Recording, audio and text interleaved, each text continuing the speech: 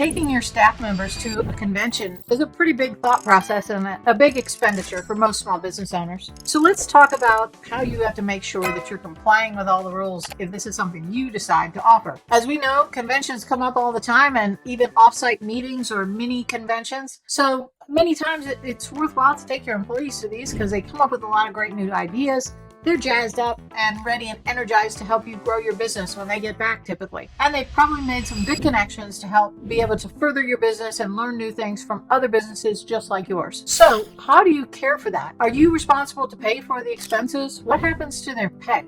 Let's dive in a little bit. You are responsible, most likely, to pay for their convention attendance and maybe any hotel or travel.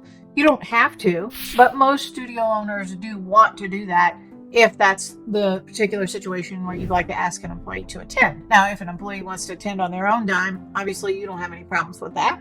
But most cases, they don't really want to invest that much. Most studio owners are showing this as an investment in their staff by paying for that. But then the big question comes about, what about payroll? How is that handled? What are you legally required to do? First, traveling time. If your staff is traveling during the time when they would normally be working, you're required to pay them their hourly pay. Now, we're going to assume for all purposes here that this is an hourly employee who is not exempt from overtime. And it's very rare that you'd have a case where somebody is exempt from overtime. You'd have to be paying them a good bit of money and they'd have to be salaried.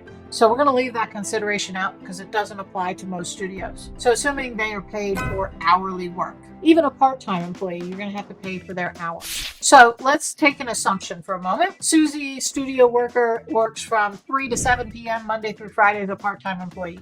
So she works 20 hours a week. Let's say she's traveling to a convention on Saturday from those normal hours of 3 to 7. Maybe she's driving or flying. You're going to need to pay her for that Saturday during her normal work hours of 3 to 7. Now, if she's flying, you really only have to pay for the hours that she's working for. But if she's driving, you're going to need to pay for all the hours of driving. Those are going to be standard hourly wages. So basically, they're on the clock while traveling for you. Also, while they're in attendance at that convention, if they are required to attend sessions, you're going to be required to pay them. That includes overtime if necessary. So if they work more than 40 hours in a week, you're going to need to pay time and a half. That's subject to the Department of Labor rules. So be careful and do some pre-planning for this. So if you are taking an employee with you to a convention, maybe they don't work their normal hours earlier in that week. Maybe you have somebody cover those hours to alleviate part of the overtime or minimize that. So check those things out and make sure you're running this by the book. I know it comes as a surprise to most studio owners because most figure, hey, I'm already paying for them to attend. Isn't that enough?